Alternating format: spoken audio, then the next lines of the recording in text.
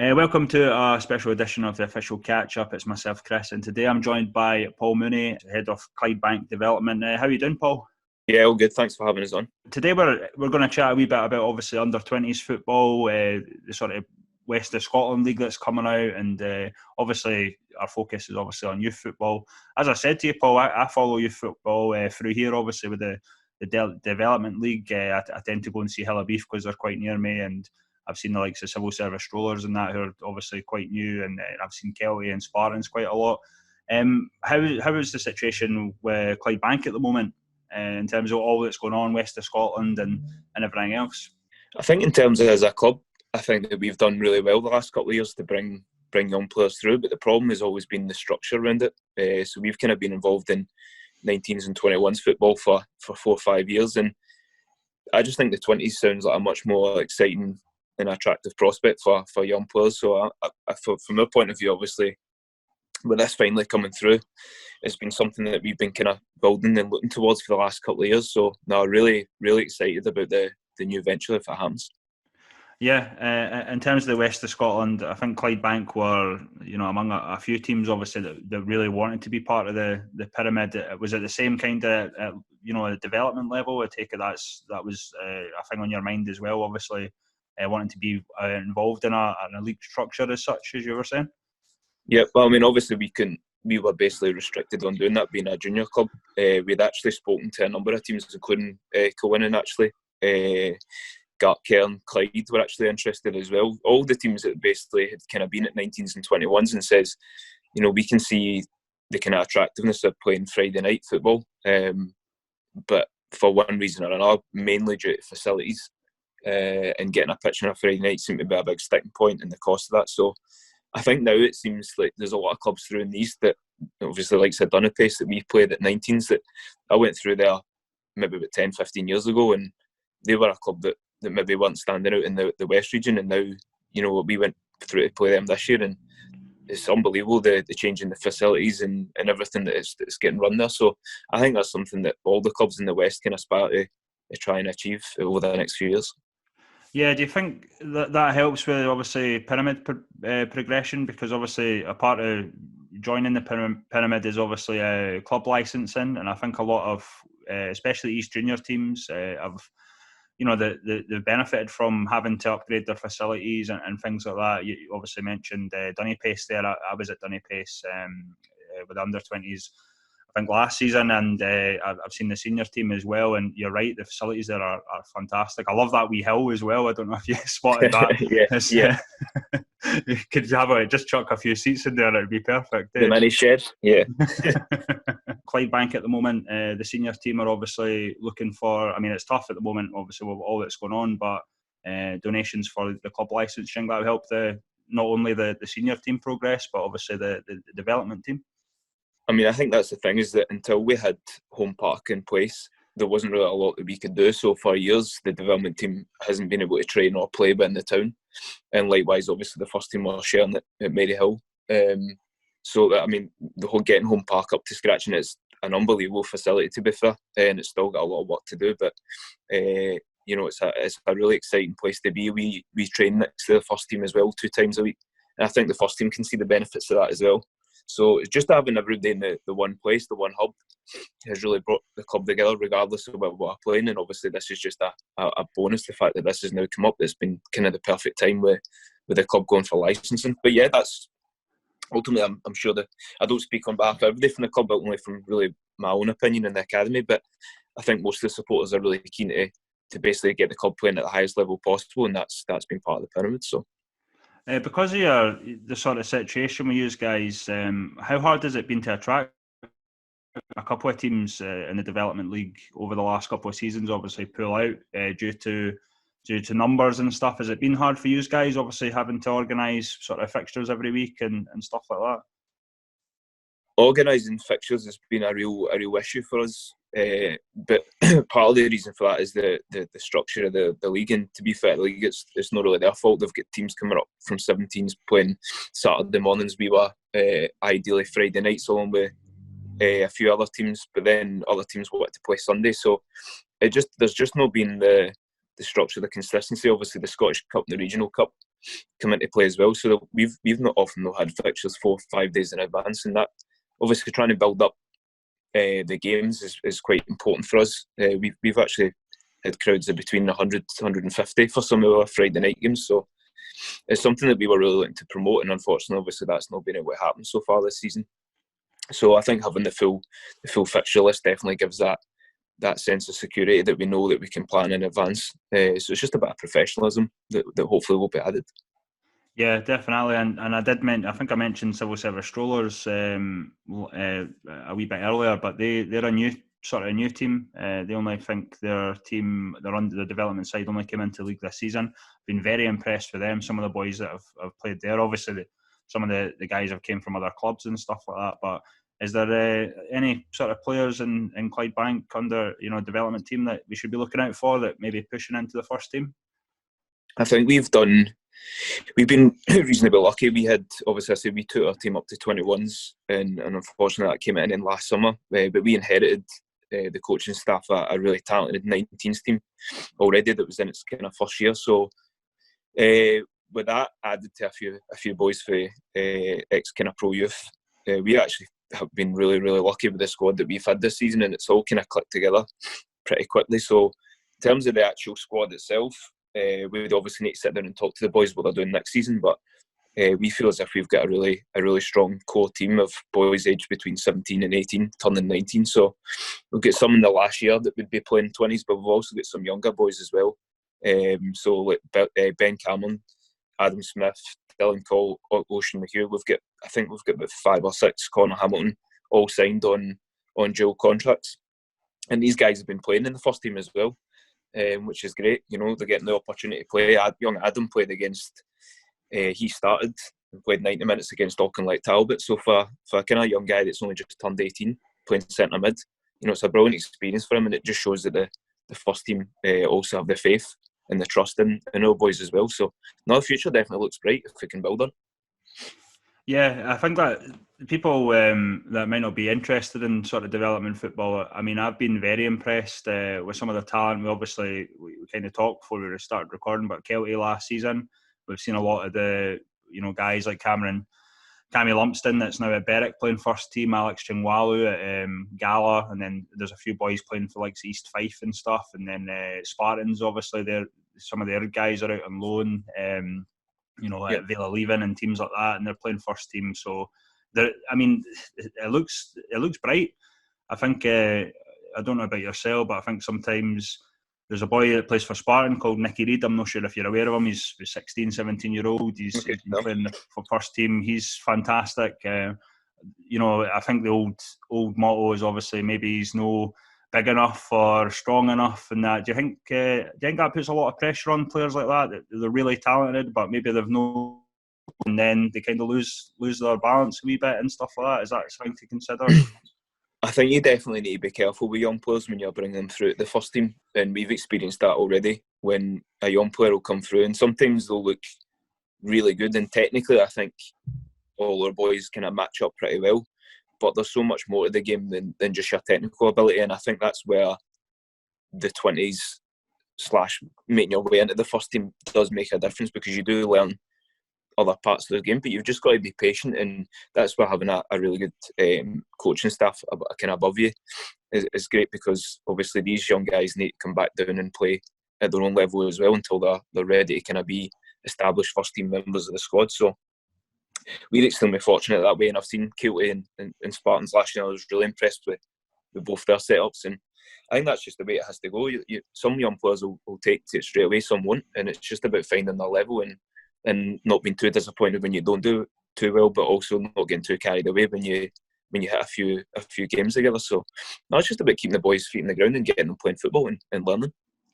Is it tougher at the moment, obviously, because the boys can obviously go for a run, but there's no much in the way of football going on because of all that's going on with the coronavirus and that. Is there anything you guys are saying to your players at the moment? Make sure you're doing this or that, or is there anything you are advising? Fair play to our boys. I think all our boys are really dedicated to their football and take their football their kind of athletic side of things serious, so these boys have been going to the gym 4 or 5 times a week, and I know that they've been proactive as well off now, but it is difficult because we haven't been able to train for 3-4 weeks, and we're on the back of going out the Scottish Cup, but we were on a good league run where we were top of the league and stuff, so it was obviously really disappointing for everybody that was cut short. But yeah, no, it's a case the next couple of weeks, just keeping in touch with the boys and keep them ticking over, and hopefully things will improve. That if we do get a chance to go back in, then we can go back in. Hopefully the fitness levels won't have affected it too much, and try and get back in the swing of things as soon as we can. So obviously we kind of mentioned that the West of Scotland League's come in. Are you hoping to get into the Lowland League Development League, go up against like Kelty, Spartans, these sort of teams? That would be great. I think ultimately what would be fantastic is if we could get an East-West split. I think there's a lot of travelling obviously involved, but there's obviously teams down south, down in kind of Dumfries Galloway area as well. But I think there's definitely, we've made the trip through to Pennycoot earlier on this season. Cameron's been through to us.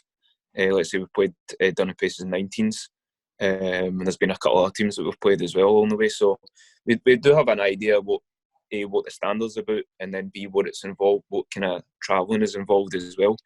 And I think the main thing for us is the fact that we would have somewhere that we could really build a future rather than live year to year, not really knowing what the structure of the academy is going to look like. I think this would kind of secure that. So fingers crossed that we can stick our application in, and obviously need to speak to the club and the first team as well, who are key, and then hopefully we get an opportunity to build something good, because like I say, it's really exciting. Does obviously finance plays a part in the travelling costs? Obviously, as you mentioned, we've got like teams like Bonnyton, and well, they're west anyway, but like obviously the south of Scotland teams, obviously playing in the development league, it's a bit of a strain on finance and stuff. How do the clubs sort of cope with that if they've got maybe a Friday night league game, then maybe a Tuesday night cup game, and just for the the development side? Yeah, I think that's something that we've obviously got to look at. In terms of the Friday night, we thought that we were going to have a lot more problems than we were travelling through Edinburgh, and that was actually fine, to be honest. And it wasn't actually that much further than some of the places that we've got to travel to already. I think at the end of the day, if the boys are dedicated and the club's also dedicated to try and improve, then these are the little things that they need to do. We'll be at home every other Friday, so we just need to make it work when it goes to away games in terms of travelling and linking up with car sharing and stuff. But yeah, the midweek games would certainly be interesting as well. Obviously work, I think, plays a big part in boys that have left are leaving and have left school. So but I know that's a view that's shared across a lot of the 20 teams that I've spoke to, so it's not a problem that's not faced us already and that won't face us in the future. In terms of the senior team, Paul, how do you think they'll do? And if they're West of Scotland's coming, do you think they'll be up there challenging? Yeah, I mean, obviously earlier on in the season we changed managers. The team was kind of struggling a little bit as well, and then things picked up just before Christmas, and then we kind of went on a little run again where you weren't really sure what we're doing, but we certainly pulled through that and have become a stronger team for it. I think we pretty much finished most of our games ahead of a lot of the other teams anyway, being on the Astro part. So it looks as if I think we're probably going to finish mid to kind of lower end of the table, which would be great. And like I say, we've not obviously got the biggest budget in the league, so it's just about trying to match the ambitions of the young players of the club, bring them through, and as well as what the first team manager sees as strengthening over the summer. So no, I think we could be really pleased with how the season's ended up, considering kind of where it was looking at some points in the season. We were kind of lingering at the bottom. So no, it was nice to kind of go on that little run just just after Christmas. I have to kind of say this, obviously, because obviously you're associated with Clydebank and stuff, but 25 years ago, obviously, Davy Cooper, probably the best Banky player ever. He was a wee bit before my time, obviously, but yeah, he's a bit before my time as well. I was going to ask you, I was going to say that. I was like, I don't know if he's a bit before your time, but, I'm really happy with, I've been very impressed, as I mentioned, with some of the under-20s players, like the quality. I would really like to see more people sort of even get involved, even if they want to do coaching or even just.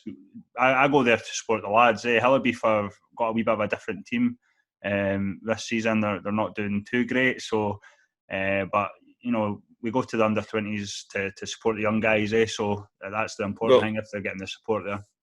I think I've spoke to a few guys at Broxburn and Camelin, and the one thing that stands out for me is that actually the results don't really mean everything to them, because ultimately what the job of the under-20s is actually to bring through and prepare the young players for the first team. So, and I like that. I think that's a good thing. Obviously, it's good to win, and it's nice to win things as well. And if anybody was at the Spartans Kilty game last year, would have seen that it meant a lot to the Spartans boys. Not so much the Kilty guys that lost, but you can tell that you want that. Ultimately, it's about the development of the young player and trying to get them through to first team football or wherever.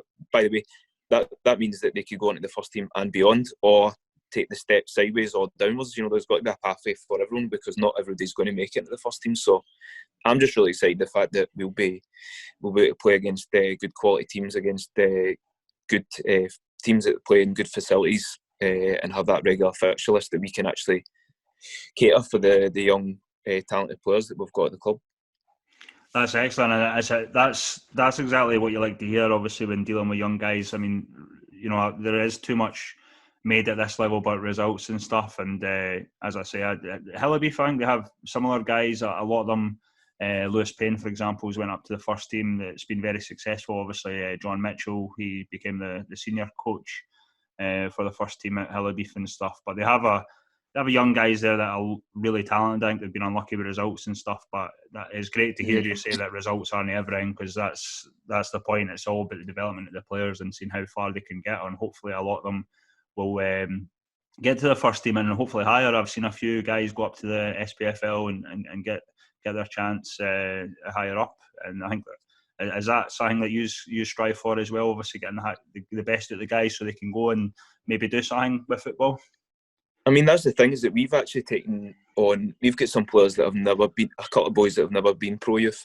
The majority have been in the system at some point in time. The core group of the squad has been with grassroots boys football for a number of years, but we've also taken boys, like I say, like young Jamie Stevenson, who's been on the bench at Thistle and was on a contract, a kind of full-time contract last year. Similarly, Ben Cameron was at St Mirren at 16, playing full-time. So we've actually taken in boys as well that have actually already been at that level, they'll be playing at a really quality standard of football against adults. And for one reason or another, it's ended up that they want to play more local. They want to enjoy their football again, and that's been to our benefit. So I think the answer to your question is it depends on the individual and what their ambitions are. And we just need to, as a 20 squad, if that happened, we would need to cater for all of them. But yeah, I mean, ultimately, what the end goal for the club is to try and progress as many players onto the highest level that they can be. And I would certainly hope that no matter what level they've been at, they would still have aspirations to do so if they want to be at the team. Like I say, just really excited to be a part of it. I've been following the Lowland League and the developments of the Pyramid for the last couple of years, and it's something that I think as a club and the academy have been really excited to kind of see how that's developing. So fingers crossed it all goes well, and we've got a bright future in the West that can kind of match what's been going on in the East.